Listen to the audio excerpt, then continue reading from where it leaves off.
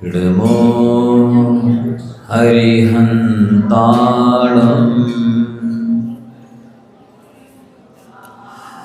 इडमो सिद्धाणम् इडमो आयर्याणम् इडमो उवज्झायाणम्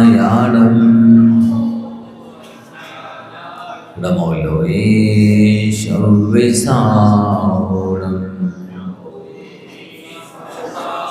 ऐशो पंचनमो यारो शव्ये पावपणाशिनो मंगलालं च सव्येशिं परमं हवै मंगलम्। बोलिए त्रिकालपति देवताओं की, बोले श्री आदिनाथ भगवान की, आचार्य भगवंते गुरु श्री विद्यासागर महाराज की, परम पूज्य आचार्य श्री शमेशावती महाराज की, परम पूज्य मुनिवर श्री विदुषा जी महाराज की,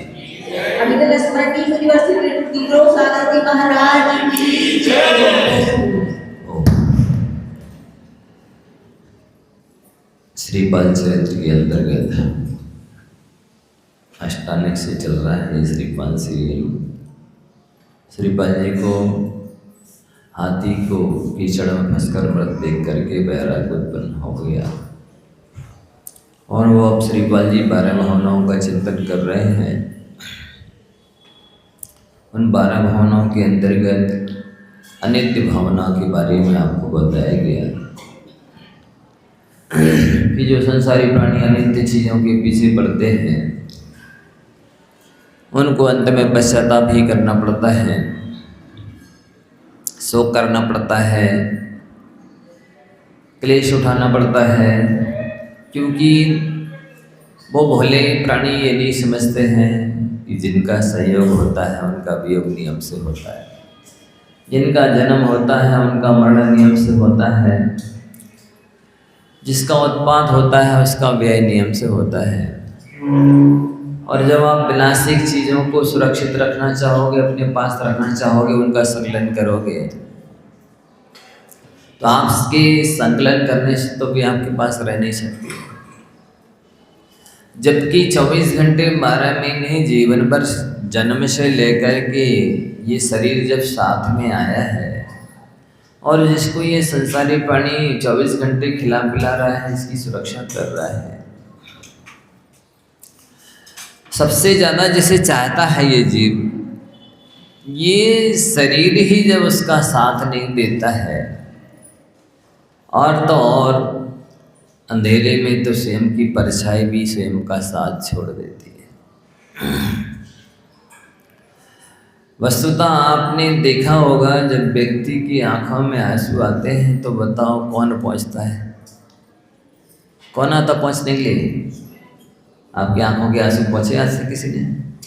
हैं? नहीं पहुंचे। जैसे अपने आंसू अपन को स्वयं ही पहुंचना पड़ते हैं, वैसे ही जीवन में आने वाले प्रत्येक संकट को व्यक्ति को स्वयं ही झेलना पड़ता है। अनादिकाल से अकेला ही सारे दुखों को सहता चला आया है, संघर्ष करता चला आया है। भविष्य में आगे भी ये भजन सुनाते हैं लोग, जाने मेरी किस्मत ने कैसा खेल खेला है, कल भी अकेला था और आज भी। ये भजन पता नहीं किसने बनाया, कल भी अकेला था और आज भी अकेला है, कोई किस्मत का खेल थोड़ी है। इस तो वस्तु स्वतंत्र है, प्रत्येक द्रव्य स्वतंत्र है, प्रत्येक जीव स्वतंत्र है। अनादिकाल से अकेला था, आज भी अकेला है, भविष्य में भी अकेला ही रहना है। लेकिन मोह के और अज्ञान की वशीभूत होकर के जीव पर पदार्थों को अपना मानता है। जो अपने हैं उन्हें नहीं पहचानता है और जो अपने नहीं हैं उन्हीं के पीछे पूरा समय, श्रम, बुद्धि सब कुछ लगाता है और अंत में पश्चाताप करता है, सिर्फ शोक कर रहा है, खेद करता है, संक्लेश करता है, दुखी होता है। तो समझदार वही है, ज्ञानी वही है, सच्चा धर्मात्मा वही है जो अनित्य वस्तुओं के पीछे नहीं पड़ता है। जो नित्य है वस्तु है उनमें भी जो अपनी वस्तु है उसको ही जो पहचानता है, जानता है, उसके लिए समय, श्रम और बुद्धि लगाता है, वही समझदार है। जबकि दूसरों को बचाने का सवाल ही कहाँ है, खुद के लिए लाख प्रयत्न करने पर भी व्यक्ति मरने से नहीं बच पाता है। ये ऐसा कड़वा सच है कि कोई भी महापुरुष, 169 महापुरुषों में ऐसा एक भी महापुरुष नहीं हुआ जिसको किसी ने बचाया हो मरने से। सबसे शक्तिशाली पुरुष जो माने जाते हैं महापुरुष, ऊर्ध्वलोक में इंद्र, अधोलोक में धरणेंद्र, जब ये भी काल के गाल में समा जाते हैं तो दूसरों को और कौन किसे बचाए। मरना सबको एक दिन अपनी अपनी बार कोई आएगी। ऐसा कोई बार आएगा जब सब लोग एक साथ मर जाएंगे? नहीं, अपनी अपनी बार का मतलब है एक दिन मरना है, ये तो ठीक है, लेकिन एक दिन ऐसा कभी नहीं आएगा जिस दिन सब मर जाएंगे। अपनी अपनी बार में ही मरेंगे। लेकिन निश्चित है ये, मौत के नाम से भी लोग डरते हैं और इतना मतलब घृणा करते हैं, द्वेष करते हैं, नाम भी नहीं सुनना चाहते हैं। लेकिन जो ध्रुव सत्य है उसे कौन टालेगा। आप नाम नहीं सुनना चाहते हैं, गिलानी करते हैं, इससे थोड़ी ना उससे छुटकारा मिलने वाला है। तो सदैव विचार करते रहो कि आज हमारे जीवन का अंतिम दिन है, हो सकता है, और विचार करो कि काश अभी मौत आ जाए तो आपके साथ कौन जाने को तैयार होगा? बोलो, जाएगा कोई? एक बार एक परिवार में 5-7 लड़के थे, माता पिता थे, सभी की शादी हो गई थी। लेकिन कहते ना, मनुष्य के जीवन में संगति का बहुत जबरदस्त प्रभाव होता है। मनुष्य जैसी संगति करता है उसका मन उस रूप से ढल जाता है, वैसा ही सोचने लगता है, समझने लगता है, करने लगता है, जानने लगता है, मानने लगता है। संगति का प्रभाव, खरबूजे को देखकर खरबूजा का रंग बदल जाता है, वैसे ही मनुष्य जैसे लोगों के साथ उठता बैठता है, खाता पीता है, रहता है, वैसा ही सोचने लग जाता है, करने लग जाता है, खाने पीने लग जाता है। उस परिवार में जो लड़के थे वे कुसंगति के कारण सारे के सारे बिगड़ चुके थे। तो जो उस घर का बड़ा लड़का था वो डाकुओं के गिरोह में सम्मिलित हो गया था। तो वो क्या करता, किसी जंगल में चौराहे पे जाके बैठ जाता है और फिर जो भी निकलते वहाँ से उनकी धन सामग्री इत्यादि को छीन करके, लूट करके, झपट झपट करके ले आता और उसी के माध्यम से उसका परिवार का पालन पोषण होता था। सारे लोग उसी से अपना जीवन चलाते थे। एक बार हुआ ऐसा कि एक बाबा, जनितर होगा कोई तापस, निकला वहाँ से और कोई नहीं निकला था। तो अब खाने तो चाहिए, कोई व्यवस्था दूसरी है नहीं। तो उस लड़के ने कहा, हाँ बाबा रख दो यहाँ जो कुछ भी लिए हो। तो बाबा तो तुरंत समझ गया कि ये लुटेरा है। उन्होंने कहा ठीक है भाई, झोली तो ये रखी है, लेकिन हमारे एक प्रश्न का उत्तर दोगे? बोले बताओ। बाबा ने कहा कि आप ये जो लूटपाट करते हैं, इस तरह से धन लेकर के और अपने घर परिवार में जाते हैं, तो आपके परिवार में कितने लोग हैं? सब कुछ पूछा। मेरे इतने भाई हैं, 7 भाई हैं हम, माता पिता हैं, सबकी शादी हो चुकी है, और मैं जो ले जाता हूँ सब लोग खाते हैं। तो उस बाबा ने पूछा कि जरा एक बात तो पूछ करके आऊँ कि इस सामग्री को जो मैं लेके आता हूँ उसको तो सभी लोग खाते हैं, लेकिन इस तरह की कार्य करने से, डाका डालने से, लूटपाट करने से जो कर्म का बंध मुझे हो रहा है, क्या उसका फल भी सब लोग भोगेंगे? वो कहता, अरे बाबा आप हम ही मिले आपको बुद्धि बनाने के लिए, हमको घर भेज दोगे और स्वयं 9-2-11 हो जाओगे। बाबा ने कहा, नहीं भाई, हम ऐसा धोखा नहीं देंगे। आपको विश्वास नहीं है तो मेरे ये दोनों हाथ वृक्ष से नीचे पीछे बांध दो, लेकिन इस प्रश्न का उत्तर लेके आओ कि जो मैं लूटपाट करते हो तुम, इससे जो कर्मंद हो रहा है उसका फल सब लोग भोगेंगे या नहीं? मैंने चलो पूछ के आ जाता हूँ।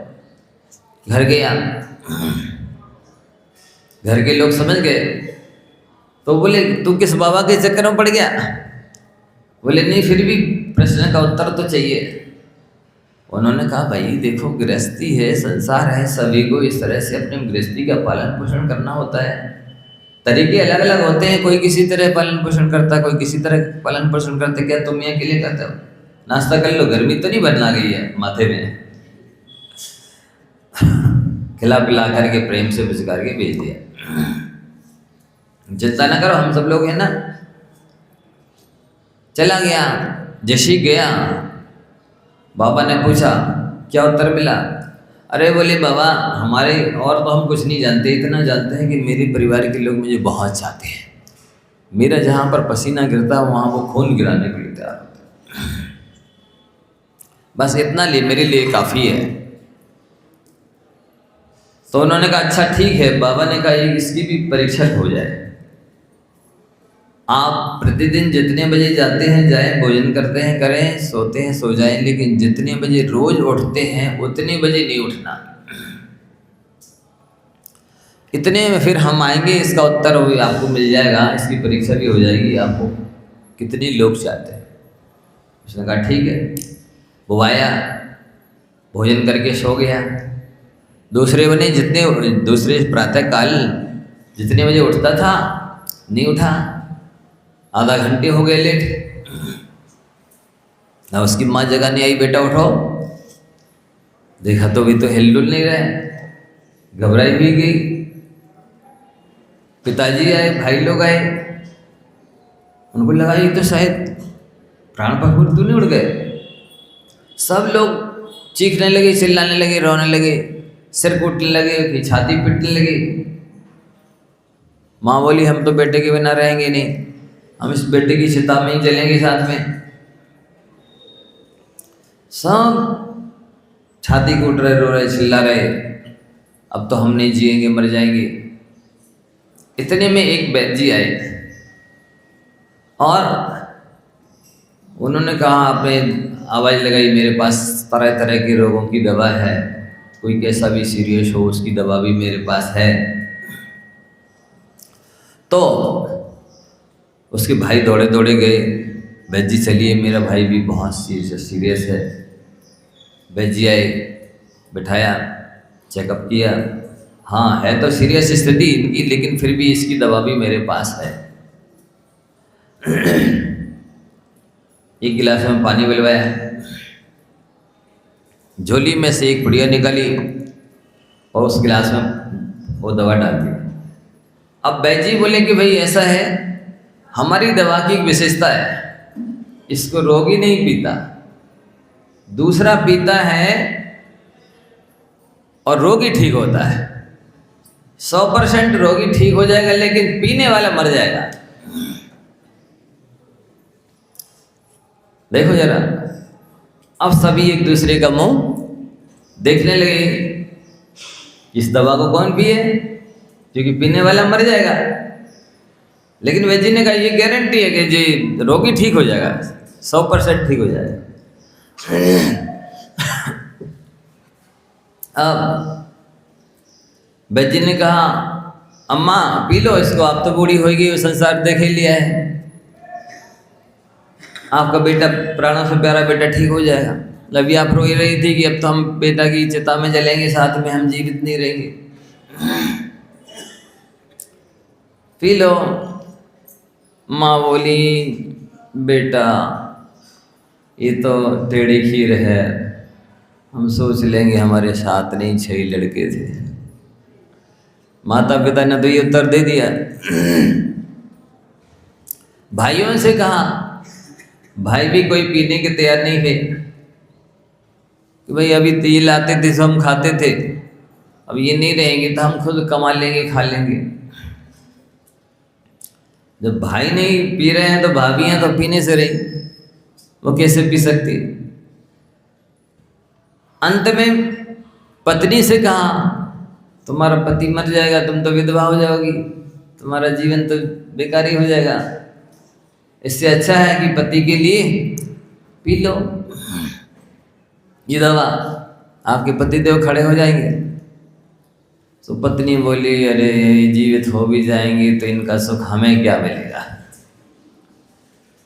इससे अच्छा है अब हम धर्म ध्यान से ही समय बिता लेंगे।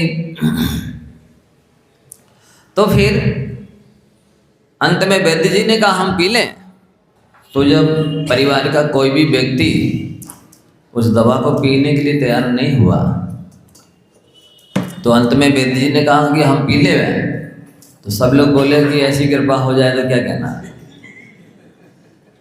तो वैद्य जी ने वो गिलास उठाया जिसमें दवा पुड़िया डाली गई थी और पी लिया, और थोड़ा सा पानी लिया और उसको ऐसे ही छिड़क दिया और बस चले गए। लड़का भी पीछे पीछे चला गया। तो सब फिर अरे आप कहाँ जा रहे, फिर रोने लगे, आपके बिना हम नहीं रह सकते, हम भोजन नहीं करेंगे, आप तो सब कुछ है हमारे, आप नहीं जा सकते। लड़के ने कहा, हमने सब देख लिया है, ये संसार स्वार्थी है। संसार स्वार्थी का मतलब ईंट चूटा की दीवारें स्वार्थी नहीं है, यहाँ संसारी प्राणी स्वार्थी है। चाहे माता पिता हो, पति पत्नी हो, पिता पुत्र हो, मित्र हो, रिश्तेदार हो, समाज के लोग, कोई भी हो, सब स्वार्थ के सगे हैं। जैसे जब तक स्वार्थ सिद्ध होता है तभी तक व्यक्ति मतलब रखता है, संबंध रखता है, रिश्तेदारी रखता है, आना जाना लेन देन रखता है। और जिस दिन स्वार्थ सिद्ध होना बंद हो जाता है तो काज परे कछु और है, काज सरे कछु और, तुलसी भांवर की पड़त नदी शराबत मौत।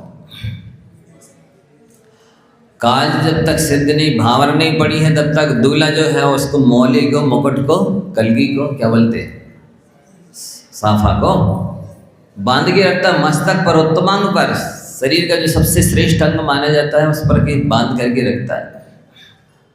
तो जैसी भावर पड़ जाती हैं कि नदी शराबत मोर, उस कलगी को सिरा देते, विसर्जन कर देते, छोड़ देते, कहीं भी डाल देता है। तो ये संसारी प्राणी समझ ही नहीं पा रहा है। जब तक वृक्ष पर पत्ते फल फूल हैं तभी तक पक्षी आते हैं, जैसे ही वह सब झड़ जाते हैं पक्षी भी आना बंद कर देते हैं। गाय जब तक दूध देती है तब तक बछड़ा पीछे पीछे लगा रहता है, जैसे दूध उसे नहीं मिलता है तो अपनी घास यहाँ वहाँ ढूंढने लगता है, माँ को छोड़ देता है। सरोवर में जब बहुत पानी रहता है तभी तक वहाँ पर पक्षी और जानवर आते हैं, जैसे पानी सूख जाता है कोई नहीं आता पास। इस संसार की यथार्थता को यदि व्यक्ति समझ लेता है कि वस्तुतः किसी का कोई नहीं है, अकेले ही आए थे, अकेले ही जाना है। ये संसार ऐसा स्वार्थी और दुख रूप है। दूसरी विशेषता क्या है संसार की, यहाँ सुख नाम की चीज है ही नहीं। लोगों को भ्रम है, वो जड़ वस्तुओं में सुख खोज रहे हैं। कोई कोठी बंगला में सुख खोज रहा है, तो कोई गाड़ी घोड़ा में सुख खोज रहा है, कोई फैसिलिटी में सुख खोज रहा है, कोई नौकर चाकरों में सुख खोज रहा है। कहाँ सुख है ही नहीं यार। ये दो विशेषता याद रखना संसार की। ये संसार की प्राणी स्वार्थी हैं और संसार दुखरूप ही है, यहाँ सुख है ही नहीं। यदि ये विचार आपको जम जाए, समझ में आ जाए, तो संसार से वैराग हो जाए। लेकिन जब यही सुख खोज रहे हैं, ये भ्रम पला हुआ है, तब तक इससे वैराग होने का सवाल ही नहीं। तो संसार भावना के बारे में विचार चल रहा था 2-3 दिन आपको नरकों के बारे में बताया गया, क्योंकि वहाँ की स्थिति क्या है। यहाँ तो व्यक्ति जैसे अपराध बाहर किया जाता है और सजा जेल में भोगी जाती है, वैसे ही पाप तो यहाँ मनुष्य त्रियंच गति में करता है, और उस पाप का फल भोगने के लिए ऐसा कोई प्रावधान यहाँ मध्यलोक में नहीं है कि उन पापों की पूरी सजा दी जा सके। आजीवन कारावास भी किसी को दे दिया जाता है, तब भी वो पापों का पूरा प्रायश्चित नहीं है। पापों का पूरा फल तो नरकों में ही भोगना पड़ता है इस जीव को, वहाँ जाना पड़ता है, लंबी समय तक वचनातीत कष्ट भोगने पड़ते हैं, तब कहीं उन पापों का पूरा प्रायश्चित होता, पूरी सजा होती है। लेकिन संक्लेश कर लेता है, आतर उधर ध्यान कर लेता है, पुनः नए कर्म बांध लेता है जी। तो वहाँ अनेक तरह की दुर्दशाएं, क्योंकि अपृथक विक्रिया है। नारकी को स्वयं अपने शरीर को ही जो कुछ बनाना है बना सकता है। वो कभी शेर का रूप बना लेता है और गुफा में जाके बैठ जाता है। जैसे ही वहाँ नारकी सोचता है कि हम इस गुफा में घुस जाते हैं, यहाँ कोई नहीं परेशान करेगा हमें, तो वो जैसे ही घुसता है वहाँ पहले से ही दूसरा नारकी सिंह का रूप बना करके बैठा है। तो जैसे गुफा में बैठा हुआ है सिंह और वहाँ कोई हिरण घुस जाए, तो जो दशा हिरण की होगी वही दशा उस नारकी की होती है। वो सुरक्षा पाने के लिए गया हुआ था वहाँ पर गुफा में, लेकिन वहाँ तो और उसकी दशा बुरी होगी। तो कभी सोचता है चलो हम पहाड़ पर चढ़ जाते हैं, जो पहाड़ पर चढ़ता है तो वहाँ दूसरा नारकी पहले से खड़ा है, वो एक धक्का देता है तो बेचारा वो पहाड़ से नीचे सर के बल गिरता है और एक बड़ी शिला और उसको ऊपर पटक देता है। तो ऐसी दशाएं कभी वहाँ चील के रूप बना लेंगे, ताम्र की लोहे जैसी पैनी मजबूत चोंचे होती हैं, उससे उनके शरीरों में खोलते हैं। कभी आंखें निकाल लेते हैं। क्यों निकाली? हाँ, मनुष्य पर्याय में तो दूसरों की माँ बहन को देखते थे, दूसरों के अवगुण देखते थे और जीवों की रक्षा नहीं करते थे। देखकर 4 हाथ जमीन देखकर नहीं चलते थे। तुमने आंखों का दुरुपयोग किया है, इसलिए वो चील इत्यादि जो बन जाते हैं विक्रिया से, उनकी नाखें निकाल लेते हैं अनंत बार। मरता नहीं, अंधा नहीं होता, फिर जुड़ जाएंगी, फिर निकाल लेगा, फिर जुड़ जाएंगी। कभी कानों में पिघला हुआ लोहा डालेंगे। क्यों? तुमने बहुत दूसरों की बुराई सुनी है। इन कानों से कभी जनवाणी नहीं सुनी, शास्त्र नहीं सुने, दूसरों की करुण आवाज़ आपको सुनाई नहीं देती थी। निंदा सुनने के लिए समय था, चुगली सुनने के लिए समय था, असत्य सुनने के लिए समय था, मिथ्या सुनने के लिए समय था। उसका परिणाम ये होता है उनके कानों में पिघला हुआ लोहा डाल देते हैं, कभी सरिया से छेद कर देते हैं और उल्टा कभी टांग के वृक्ष से नीचे से आग लगा लेते हैं। क्या स्थिति होती होगी, विचार तो करो जरा। कल्पना करो इस स्थान पर हम ही हैं और हमारे साथ ऐसा व्यवहार किया जा रहा है, क्या बीतेगी। कभी उल्टा टांगे तो कभी सीधा ही, जैसे ईसा मसीह को ऐसा सूली पर कीले ठोक दिए, ऐसा ठोक देंगे और ऊपर से फिर हंटर कोड़ों से पिटाई करेंगे। कभी कांटों पर सुलाएंगे तो कभी अंगारों पर सुलाएंगे। कहीं भी चला जाए, एक आंखों की पलक झुकाने में जितनी देर लगती उतनी देर के लिए भी सुख नहीं है। व्यक्ति जीवन भर पाप कर लेता है लेकिन छुपा के रखता है। गुरुओं से जाके प्रायश्चित ले ले तो पापों की गठरी उतर जाए, हल्की हो जाए। लेकिन यहाँ वो धर्मात्मा साबित करना चाहता है लोगों के लिए, मैं धर्मात्मा हूँ, मैंने अपने जीवन में कोई पाप नहीं किया, कोई गलती नहीं की। वो पापों की गठरी को सिर पर रखे रहता है। वे पाप तत्काल में उसको सजा देना शुरू कर देते हैं। किस रूप में?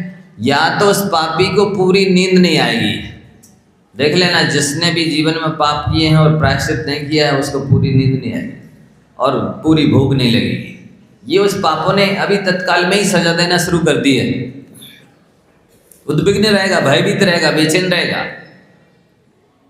आत्मा और परमात्मा दोनों साक्षी हैं। भले आपने अकेले में अंधेरे में कभी भी कहीं भी पाप किया हो, लेकिन वो नहीं।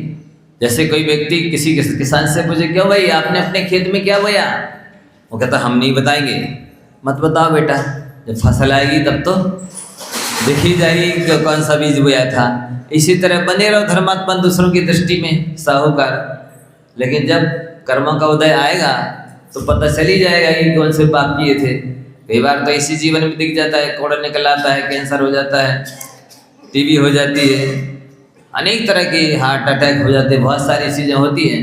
जो ये बताती हैं कि पाप किए थे पिछले जन्म में या इसी जन्म में, वो अटैक करने लगे, आक्रमण करने लगे, धावा बोल रहे हैं, और वो आपके आत्मा की गुणों की संपत्ति को लूट लेंगे, आपके सब कुछ चुरा लेंगे और फिर पिटाई देख करेंगे अलग। लेकिन नहीं लेता व्यक्ति प्रायश्चित, नहीं करना चाहता इसी जीवन में तब कि उन कर्मों को खपा ले। तो ऐसे अनेक तरह के कष्ट वहाँ सागरों पर्यंत भोगता है, इसके बाद भी कर्मों से पीछा नहीं छूटता। क्यों? शरीर को क्लेश हो और मन को क्लेश ना हो तो कर्मों की निद्रा हो जाए। तो वहाँ शरीर को संकट तो झेलने ही होते हैं, क्लेश होते ही, कष्ट होते ही, पर साथ साथ मन में भी संक्लिष्ट होता है, आर्द्र ध्यान करता है, दुखी होता है तो नए कर्म मान लेता है, फिर वो श्रृंखला परंपरा चलती रहती है। तो इस तरह वहाँ से किसी तरह निकले।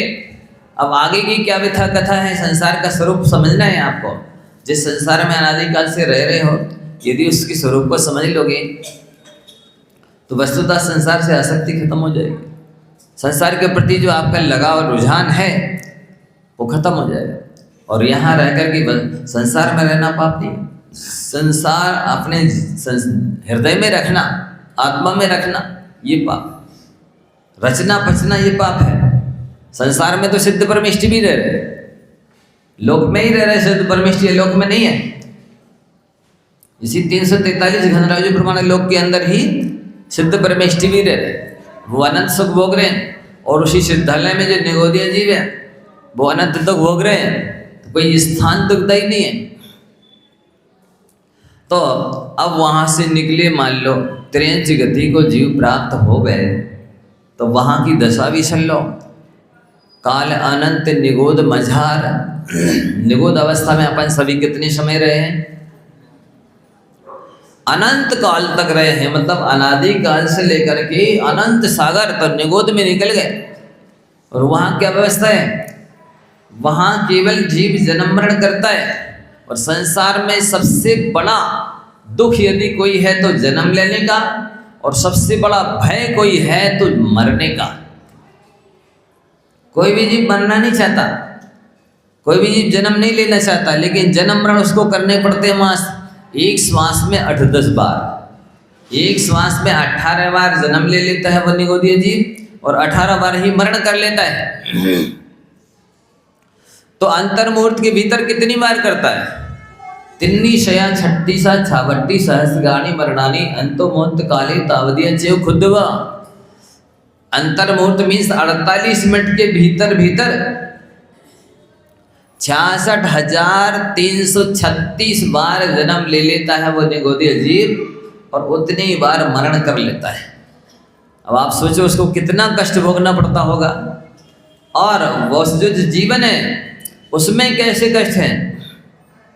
दृष्टांत से समझाया गया कि जैसे किसी मनुष्य को, इसमें आलू प्याज आते हैं ना, उस बोरी में ऐसा भर दिया जाए, बंद कर दिया जाए, और जो गेंद होती है गड़ा गेंद, रस्सी की तरह से गुथ दिया जाए, और खौलता पानी उसके ऊपर डाला जाए, और फिर कोड़ों लाठियों से पिटाई की जाए।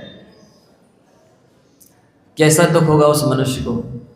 कल्पना कर रहे हैं आप लोग? थोड़ा अपने ऊपर घटाओ कि मुझे ही किसी ने एक सकरी सी छोटी सी बोरी में बांध भर दिया है, उसका मुंह बांध दिया है और रस्सी से गुथ दिया है, और खौला पानी डाल करके मेरी पिटाई की जा रही है। थोड़ा अनुमान लगाओ कितना कष्ट होगा। इससे भी अनंत गुना कष्ट उन निगोदीय जीवों को वहाँ प्रति समय भोगना पड़ता है। और ऐसे अनंत कष्टों को अनादि काल से अनंत काल तक सहन किया। काल अनंत निगोद मझार, वहाँ से निकलना कितना दुर्लभ है। आप जिस स्टेज पर बैठे हैं, जिस योग्यता को लेकर के बैठे हैं, उसको वो कितनी दुर्लभ है वो बाद में पता चलेगा जब यहाँ से अपन निकल के चलेंगे वहाँ तक। जैसे कोई व्यक्ति भाड़ में चने सेकता है, उस भाड़ में से एक आध चना बाहर उचक जाता है। ऐसे 6 महीने 8 समय में मात्र 6 से 8 जीव ही निकल पाते उस निगोद से, ज़्यादा नहीं निकलते, भीड़ नहीं आती निकल के। गिनती के 6 से 8 जीव ही हैं वहाँ से जो निकल पाते हैं। और फिर निकल करके मान लो चलो ठीक है निगोद से निकल गया, अभी स्वर्ग मोक्ष नहीं मिल गया, पृथ्वी का एक जीव बना मान लो। निगोदीय भी एक केंद्रीय है और ये 5 स्थावरी भी एक केंद्रीय है, लेकिन वो लब्ध पर्याप्तों को निगोदीय जीवों को अनंत गुना कष्ट ज़्यादा है। अब पृथ्वी का एक बन गया है, आप देखिए सारे वाहन पृथ्वी पर चलते हैं, खेती हो रही पृथ्वी पर, हल से उसको जुताई हो रही ना, पृथ्वी का एक जीव नहीं मर रहे, मरते हैं। मकान बना रहे लोग, दुकान बना रहे, मॉल मार्केट बना रहे, कॉलोनी काट रहे, कहाँ बन रही? पृथ्वी के ऊपर। उन पृथ्वी का एक जीवों को कष्ट नहीं होता? होता है।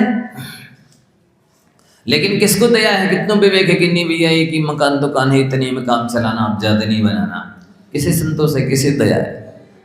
उन पृथ्वी का एक जीवों की दया कौन करता है? और घूम रहे, चलो घूम आए, थोड़ा बहुत टाइम मिला, चलो घूम आए। शरण शरणम पीछे प्रमादचर्या प्रभासंते, घूमते हैं, घुमाते हैं, स्वयं पाप बंद करते हैं और दूसरे को घुमा करके उससे ही पाप बंद करवा रहे हैं, और उसका छठा हिस्सा पाप का जो घुमा रहा है उसको भी लग रहा है। तो अपने जीवन में सुन करके संतोष आना चाहिए, नहीं हम फालतू नहीं घूमेंगे, व्यर्थ के मकान दुकान नहीं बनाएंगे, निष्प्रयोजन के मॉल मार्केट कॉलोनी नहीं काटेंगे, क्योंकि जो हिंसा हानि है और हिंसा सबसे बड़ा पाप है।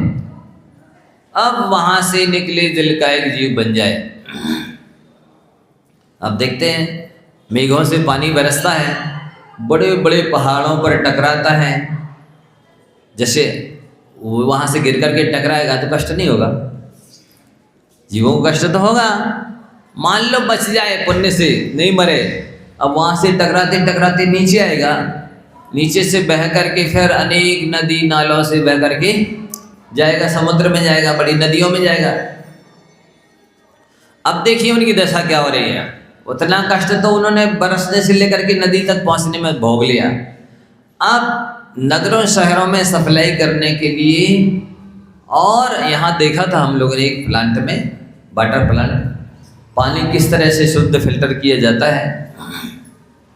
पहले नदी से एक जाली है यहाँ, इस जाली में सिलोपाइजन रखा गया है, कुछ उस पाउडर का नाम ईचिंग ब्लीचिंग पाउडर कौन सा होता है, वो डाला जाता है। सो उसमें बड़ी बड़े जीव तो वहीं पर मर जाएंगे, छिड़ गए। अब छोटी मछलियाँ वहाँ से निकल के गई तो दूसरी छन्नी लगी है, वहाँ उसमें छिड़ गई तो फिर तीसरी छन्नी लगी है, उसमें और पाउडर अलग डाला जाएगा, 7 छन्नियों में छनेगा। अब वो जीव मर गए, कचड़ा रह गया, निकल गया, पानी तो आपको स्वच्छ साफ क्लीन दिखने लगा, लेकिन जो पाउडर डाला गया था जहर, वो थोड़ी निकलेगा जल से। तो जो आ रहा है वहाँ से बड़ी बड़ी मशीनों के द्वारा पानी को खींचा जाता है। तब वो बड़े हौज में जो टैंक रहते हैं नगर शहर के बाहर, नगर में सप्लाई करने के लिए पहले टैंकों में भरा जाएगा ना, तो मशीनों से खींचा जाता है। वहाँ असंख्यात जीव मर गए। अब वहाँ से फिर टैंकर से चल करके नगर में आएगा। आप देखो इतने सारे घर घर नल लगे हैं, कितने लोगों को विवेक है, नल है तो टोटी नहीं है, टोटी है तो छन्ना नहीं है, छन्ना तो विवेक नहीं है, कैसा छन्ना होना चाहिए। प्राय करके 90% या 95% जनता ऐसी हो गई है जिनको पता ही नहीं कि छन्ना कैसा होना चाहिए। छन्ना मालूम कैसा होता है? लट्ठा का होता है, मोटे सूत का होता है, इतना सघन होता है कि जिसमें से सूरज की किरण नहीं दिखे। फिर वो मोटे सूत का लट्ठा का छन्ना को डबल करना, और डबल करने पर कितनी साइज हो उसकी, जिस पात्र में आप पानी छान रहे हैं उस पात्र का जितना मुख है उतना तो चाहिए, और उतने ही उसको अंदर करने के लिए चाहिए, नहीं तो पानी बाहर फेंक जाएगा। तो जितना मुंह है उतना हो, और उतने ही अंदर जाने के लिए हो, और उतने ही बाहर लटक रहा हो। तो पात्र के मुख से तिगुना चाहिए, मुंह के बराबर, मुंह के अंदर जाने के लिए और बाहर लटकने के लिए। तो ऐसा छन्ना बताइए, बहुत बड़े बड़े जो धनाढ्य लोग हैं, अरबपति खरबपति लोग जो धर्मात्मा का टाइटल लगाए हुए हैं, देखना जरा छन्ना जाके, यदि हम देखने लग जाएं कि जा पहले नंबर छन्ना दिखाओ, तो आहार करना मुश्किल हो जाएगा। हम लोगों को आचार्यों की आज्ञा नहीं है कि आप जाके छन्ना देखो, शुद्धि बुलवाने की है कि आप शुद्धि बुलवाइए और ले लीजिए। अब कैसा दे रहे हैं, कैसा छान रहे हैं, वो सारा पाप श्रावक जाने, उसके मत्थे लगेगा, आपको कोई दोष नहीं, आपने शुद्धि बुलवा ली। तो ये आज वस्तुतः सारा धर्म यहाँ टिका है। सामान्य से जैन की पहचान है जो रात्रि भोजन नहीं करे, छना पानी पिए, भगवान के दर्शन पूजन करे, वो जैन है। और वो छने पानी का छन्ना ही लोगों की इतनी लोभ है, इतनी कंजूसी, इतना प्रमाद है, या तो कहो वो मच्छरदानी का छन्ना बना ले जिसमें से बड़े बड़े जीव भी निकल जाएंगे, हैं? छोटे जीवों की तो क्या कथा। या तो संगले छन्ने से छान लेंगे लोभ की वसीभूत होकर, कहो वो पतिदेव की बनियान जो खराब फट गई उसका छन्ना बना लेते। भगवान ही मालिक है धर्मात्माओं का। कहो वो सिंगल छन्ने से छान लें, या कहो जो मैला हो गया तो ही छानते चले जाएं, या जिसमें छेद हो गया उससे ही छानते चले जाएं, या साइज में छोटा है तो भी छान लें, या साइज में लटक रहा है लिटोट रहा है कीचड़ में उससे ही छान लें, या अंदर अनछना पानी चला जाए तो भी उनका छने ही माना जाए। ये अविवेक है। धर्म यहाँ टिका है। जो पानी छान के नहीं पीते हैं वस्तुतः अनछना पानी खून के बराबर है, और रात में तो छना हुआ पानी भी खून के बराबर है। अमर्यादित भोजन मांस के बराबर है, और रात में तो मर्यादित भोजन भी मांस के बराबर है। तो ये जो ध्यान नहीं रखते हैं उन्हें सम्यक दर्शन कहाँ से हो जाएगा। भले वो धर्मात्मा कहलाते रहें और वो तिलक लगवाते रहें और साल उड़वाते रहें, इस धर्म श्रेष्ठी, श्रावक श्रोमणी, और चाहे जो उपाधियां प्राप्त कर लें, इन उपाधियों से कल्याण थोड़ी होने वाला है। कल्याण तो जीव दया से होने वाला है। अंदर में जो आपके अंदर श्रद्धा है, अंदर में जो आपके अंदर दया है, विवेक है, उसके आधार पर पुण्य बंद होना है, उसके आधार पर सम्यक दर्शन होना है, उसके आधार पर स्वर्ग मोक्ष मिलने हैं। आपने किसी से प्रशंसा पाली, इससे आप धर्मात्मा नहीं हो सकते। प्रशंसकों से निज को ना आको, स्वयं में एक बार झांको। लिबास कोई न सुखी बनाता, कमी स्वयं की यदि न हटाता। कोई आपको धर्मात्मा का टाइटल दे देवे, प्रशंसा कर देवे, बहुत धर्मात्मा है, बहुत दयालु है, बहुत परोपकारी है, इससे यदि आप धर्मात्मा नहीं है तो हो नहीं जाएंगे। सारी दुनिया भी क्यों न कहने लग जाए। यदि आप धर्मात्मा हैं तो सारी दुनिया कह दे कि नहीं ये धर्मात्मा नहीं है, तो भी आप पापात्मा नहीं हो जाएंगे। तो ये दया से ही धर्म की पहचान होती है। जितने अंशों में आपके हृदय में दया है उतने अंशों में आप धर्मात्मा हैं, और बिल्कुल भी दया नहीं है तो बिल्कुल भी धर्मात्मा नहीं है। जितनी दया है उतने मोक्ष के निकट हैं आप, और जितनी दया का अभाव उतने मोक्ष से दूर हैं आप। सीधी सी परिभाषा है। तो वो छना है, और उसके बाद छाने ही लेवे तो भगवान एक बार अब गर्मी के दिन में मिट्टी के मटका में भर दिया, चल रहा है दिन भर, 6 घंटे 8 घंटे 12 घंटे, पता नहीं दूसरे दिन तक चल जाए। ऐसी सिंगल छन्ना से डाल दिया, आधा छान पानी बाहर गिर गया अनछना, और छन गया कहलाने लगा, और वो भी 6 घंटे 12 घंटे दिन भर चल रहा है। ये छना पानी है, बताइए। अरे छानने के बाद में 48 मिनट की मर्यादा है उस पानी की, और उसके पहले ही आप गर्म कर लीजिए, खर्च कर लीजिए। यदि ज़्यादा चलाना है तो 6 घंटे के लिए उसमें कुछ, यदि कपड़े इत्यादि अशुद्धि माने शुद्धि का पानी है, पैर धोने नहाने का, तो उसमें कोई राख या निरमा वगैरह थोड़ा सा डाल दो, जिससे कि रूप रस गंध वर्ण बदल जाए। पीने का है तो सौंफ है, लौंग है, या ऐसी कोई चीज़ डाल दें जिससे उसका रूप रस गंध वर्ण बदल जाए, तो 6 घंटे की मर्यादा हो जाए। गरम कर लेते ही जो बन जाए तो 24 घंटे की मर्यादा है। महाराज के कमंडल में भी पता नहीं कहाँ वो कौन सी 6 घंटे की मर्यादा का पानी ला के भर रहे हैं। अब आपने कमंडल में पानी भर दिया महाराज के, उनके पास में एक ही पात्र है, और उनको शुद्धि करना है, 100 ग्राम पानी में शुद्धि हो जानी। अब आपने कमंडल भर दिया, वही पानी चौके में लेके गए और बाहर चौके के बाहर रख दिया। आहार के बाद आपने उसी में फिर भर दिया। अब वो तो महाराज जी 24 घंटे चलाएंगे पानी, और उसकी मर्यादा खत्म हो जाएगी, क्योंकि आपने 24 घंटे की मर्यादा का पानी भरे ही नहीं, तो पाप किससे लगेगा बताइए। नहीं महाराज जी, वो गर्मी के दिन थे, हमने सोचा इतने तेज पानी से आप कैसे शुद्धि करेंगे, इसलिए गुनगुना पानी ले आए। अरे एक विवेक तो रखा कि गर्म पानी से शुद्धि नहीं कर सकते हैं, लेकिन दूसरा विवेक भी तो रखना चाहिए था कि इस बचे हुए पानी का क्या होगा। इसकी मर्यादा तो है ही नहीं 24 घंटे की। हाँ, इतना भी ध्यान रखते कि 24 घंटे की मर्यादा का पानी गर्म करते और फिर इतना गुनगुना कर लेते जिससे शुद्धि कर सकते, उतना ठंडा करके लाते। तो ये विवेक की कमी होती चली जा रही है। विवेक भी नहीं है, दया भी नहीं है, और श्रद्धा भक्ति भी नहीं है। जिन महाराज के वो दर्शन पूजन कर रहे हैं, आहार दे रहे हैं, मान लो 100% गलती है श्रावक की, और थोड़ा सा सुधार के उद्देश्य या संकेत की वजह से आंख दिखा दी, उनकी श्रद्धा गोल कपूर की तरह उड़ गई।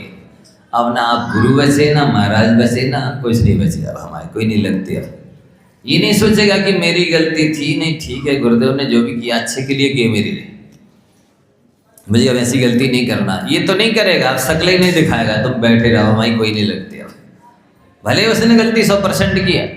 तो ये स्थिति है आपकी। आप जैसे मंदिर आए, उसके पहले आपने 1 बाल्टी 2 बाल्टी पानी से, अनछने पानी से नहाया, कितने जीवों की हिंसा हो गई। अब इसे पूजा करने तो आ रहे हो आप, यहाँ कितनी देर टिकोगे मंदिर में, कितनी श्रद्धा भक्ति विशुद्धि से भक्ति करोगे, पूजा करोगे, कितना पुण्य बांधोगे और पाप कितना बांध दिया। वहां से आए, छने पानी से नहाने से शास्त्रों में लिखा है। वहां से आए, आपने मंदिर के बाहर बिना छने पानी से पैर धो लिए, टोटी खोली, कितने लोटा पानी बह गए क्या पता। 1 बूंद पानी में 36,450 जीव तो वैज्ञानिक कहते हैं, और हमारे जैनाचार्य तो कहते हैं 1 बूंद पानी में असंख्यात जीव होते। तो ये सब विवेक रखेंगे, दया रखेंगे, तो ही पुण्य बचने वाला है, तो ही स्वर्ग मोक्ष मिलने वाला है, तो ही सम्यक दर्शन आदि होने वाला है। ये दया नहीं होगी, विवेक नहीं होगी, श्रद्धा भक्ति नहीं होगी, तो कुछ भी पुण्य मिलने वाला नहीं है। कोई बपोती नहीं है, कोई घर की चीज नहीं है कि नहीं हम तो ले लेंगे, कैसे नहीं मिलेगा, मिलना ही पड़ेगा, ऐसा कुछ नहीं है। तो ये दुर्लभता को भी समझना है आपको कि एक पर्याय से ऊपर आना कितना दुर्लभ है, एक पर्याय से दूसरी पर्याय को पाने लिए कितना पुण्य चाहिए, और उन पर्यायों में कैसे कैसे कष्ट है। इन सब चीज़ों को सुनेंगे, समझेंगे, जीवन में उतारेंगे तो ही कल्याण होने वाला है। अन्यथा अनादिकाल से जितना समय निकल गया है, कष्ट भोगे हैं, आगे भी वही परंपरा चालू रहना है। 4 गति 84 लाल का चक्कर। इन कष्टों से छूटने के लिए आपको ही प्रयत्न करना है, कोई दूसरा नहीं कर सकता। औरों के भरोसे कल्याण होता तो गधा कभी का अभी तक इंसान बन गया होता। स्वयं के द्वारा ही स्वयं का कल्याण होना है। समय हो गया, आगे की चर्चा आगे करेंगे। आज